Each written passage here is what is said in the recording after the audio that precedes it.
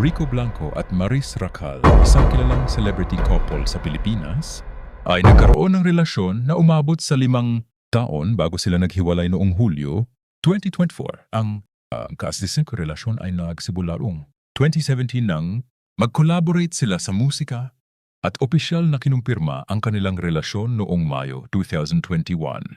Ang kanilang pagmamahal ay puno ng musika, tawanan, sa pag-unawa sa isa't isa. Si Maris, na 26 taong gulang noon, si Rico, na 51 taong gulang, ay nagpatunayan na ang edad ay hindi hadlang sa tunay na pagmamahal.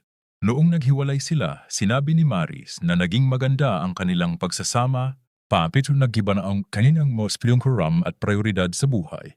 Sinabi niya na ang kanilang paghihiwalay ay polite separation at puno ng pagmamahal at pag-unawa.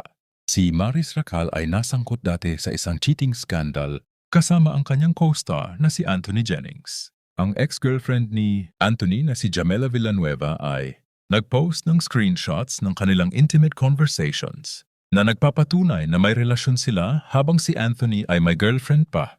Sa isang video statement, inamin ni Maris na nagkamali siya at humingi ng tawad sa mga nasaktan, kabilang si Jamela.